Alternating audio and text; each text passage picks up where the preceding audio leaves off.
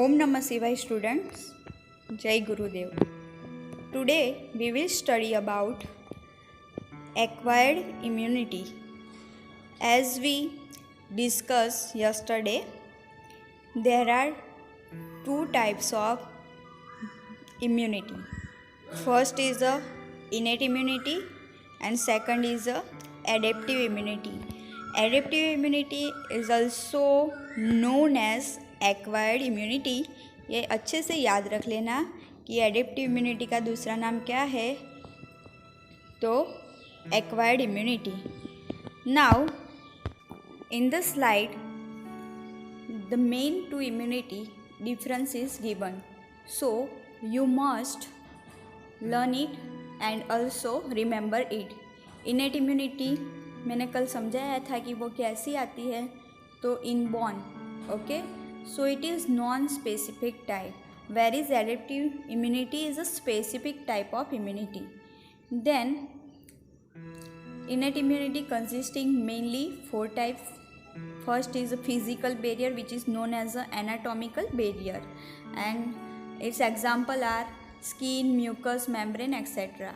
Second type is a physiological barrier, temperature and pH. Third one is a phagocytic barrier, that means cell that eat the invaders, and fourth one is inflammatory barriers, that means redness, swelling, heat, pain. तो याद है ना, कल समझाया था PPCC. Okay, and in second adaptive immunity antigen specific है, diversity है, memory consist करती है और नॉन स्पेसिफिक है.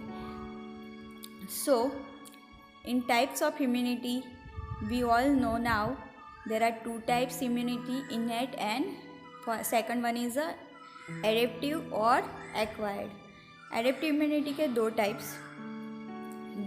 फर्स्ट वन इज़ आर्टिफिशियल, जो हम बाहर से मिलती है उससे हम आर्टिफिशियल बोलते हैं, and second one is natural. तो एक्वायर्ड के कौन से दो टाइप है, artificial and natural ones. Artificial में भी two types, active and passive. Natural में भी two types, active and passive one. Okay, so in artificial active means तुरंत काम करने लगता है, इम्यूनाइजेशन. जब भी कोई ऐसा वायरल डिसीज़ होता है तब हमें इम्यूनाइजेशन देते हैं, that include in active immunity.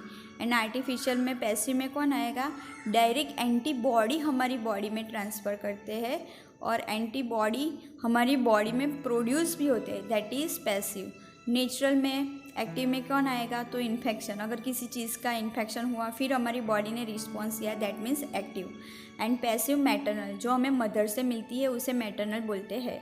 Then characteristics of acquired और adaptive immunity. There are mainly four characteristics: diversity, antigenic specificity, memory and non self organization और self organization. Diversity means first वो क्या करता है कि हमारी बॉडी में जो एंटीजन एंटर हुए, that means bacteria, fungus, virus etcetera, तो वो सभी का स्ट्रक्चर सेम नहीं होगा, तो उस सभी के स्ट्रक्चर में डाइवर्सिटी होगी. That means diversity to recognise that antigen. Okay, second one characteristics is antigenic specificity. that means कोई भी एंटीजन जब अंदर एंटर होता है उसको रिकॉग्नाइज करने के बाद वो पहचानता है कि कौन सी गोली से उसका वार अगर होगा तो वो मर जाएगा. That means ability to recognise and response to particular target. जैसे कि हमें बुखार है तो उसमें पैरासीटामोल और उसका भी डोज डिसाइड होता है, उसी टाइप से हमारी बॉडी का जो इम्यून सिस्टम है वो रिकॉग्नाइज करेगा और उसी टारगेट के ऊपर वो वर्क करेगा. Third one is a memory. So memory is the most important characteristics of adaptive immunity. That means कोई ऑर्गेनिज्म है, जैसे कि टाइफाइड हमें हुआ तो उस टाइम हमारी बॉडी फर्स्ट रिस्पॉन्स देगी उसको, तो वो बहुत स्लो होगा.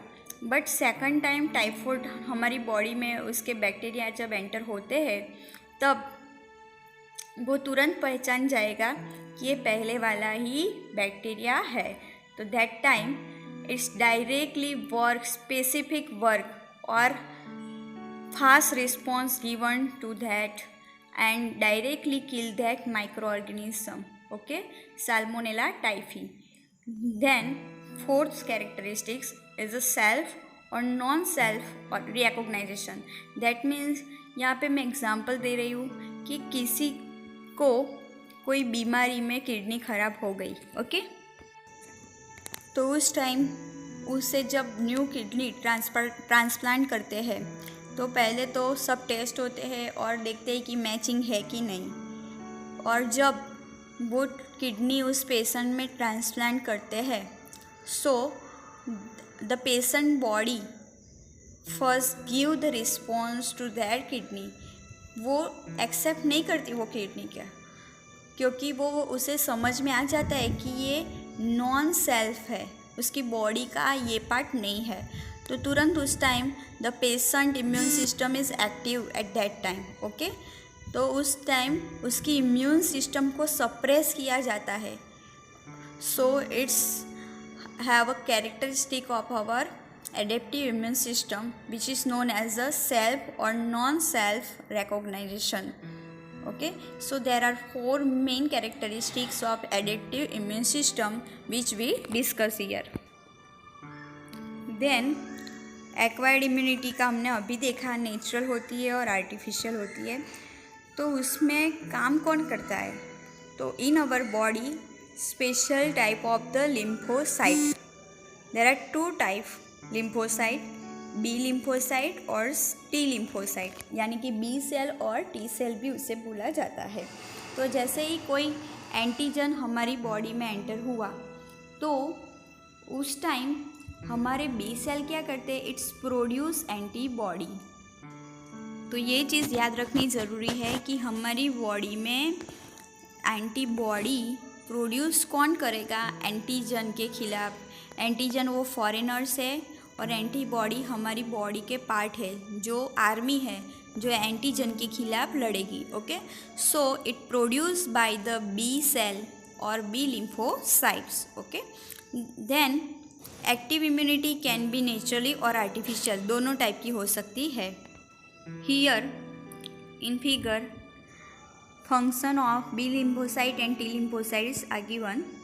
So in left side pathogens, so you know that pathogens are bacteria, virus, foreign protein, fungus, virus, anyone. इसमें से कोई भी पैथोजन एंटर हुआ हमारी बॉडी में, ओके. सो बी लिम्फोसाइट और टी लिम्फोसाइट यहाँ दोनों ड्रॉ किए हैं. बिफोर हम पहले बी लिम्फोसाइट का देख लेते हैं. बी लिम्फोसाइट जैसे ही सेल में एंटर होगा, बराबर, तो वो क्या करेगा, इट्स सीक्रेट एंटीबॉडी. यहाँ पे फिर सीक्रेट दिखाया है एंटीबॉडी. एंटीबॉडी के साथ वायरस बाइंड हो जाएगा और धीरे धीरे उसमें हेल्प कौन करेगा, तो उसमें हेल्प करेगा टी लिम्फोसाइट. याद रखना कि B lymphocyte produce antibody, where is T lymphocyte can't develop antibody. वो एंटीबॉडी डेवलप नहीं कर सकता, but it act as a helper. वो हेल्प करता है बी लिम्फोसाइट की वायरस को मारने के लिए, वायरस को किल करने के लिए. सो यहाँ पे दिखाया है CTL स्ट्रक्चर. फिर जब वायरस इन्फेक्ट हुआ तो लाइस कर दिया उसको टी लिम्फोसाइट की हेल्प से. तो लास्ट स्ट्रक्चर में आपको दिखाया है कि वायरस को कैसे किल किया. Next primary and secondary response. So antibody, जब हमारी बॉडी में एंटीजन एंटर होगा तब एंटीबॉडी फर्स्ट रिस्पॉन्स देगा. जो रिस्पॉन्स होता है उसका प्रॉपर वर्ड है स्टिम्युलस, बायोलॉजिकल वर्ड है stimulus. So when antigen enter in our body, antibody given specific stimulus, it known as a primary response. और अगर वही सेम एंटीजन हमारी बॉडी में सेकंड टाइम एंटर हुआ तो हमारी बॉडी पहचान जाएगी, that is known as a secondary response. Here we discuss about two main define of primary response and secondary response. अब हम देखेंगे कि वो दोनों में डिफरेंस क्या है. तो मैंने समझाया कि कोई भी एंटीजन ने हमारी बॉडी पे हमला किया, बराबर, तब हमारी बॉडी फर्स्ट कौन सा रिस्पॉन्स देगी, प्राइमरी रिस्पॉन्स. तो वो कैसा होगा, वो क्वालिटेटिव एंड क्वांटिटेटिव दोनों टाइप का होगा, ओके, बट पावरफुल नहीं होगा, क्योंकि अभी हमारी बॉडी प्रोसेस करेगी, पहचानेगी उसके कि ये कैसे टाइप का एंटीजन है, okay. So it's slow one, sluggish and short-lived. Whereas secondary response is prompt, powerful and prolonged time. Memory एक बना देगा कि कैसे आर्मी प्रिपेयर करनी है, okay. Then long lag phase का होगा और लो टाइटर एंटीबॉडी बनाएगा, जबकि यहाँ पे हाई लेवल पे एंटीबॉडी बनेंगे सेकेंडरी रिस्पॉन्स में, और वो लॉन्गर पीरियड के लिए होगा. फिर प्राइमरी रिस्पॉन्स में IgM एंटीबॉडी आएगा, सेकेंडरी रिस्पॉन्स में IgG एंटीबॉडी आएगा. अगर आपको ये मेरा वीडियो पसंद आया हो तो सब्सक्राइब, लाइक और शेयर करना मत भूलिएगा. Thank you very much. ओम नमः शिवाय. जल्दी हम सेकंड वीडियो के साथ मिलेंगे.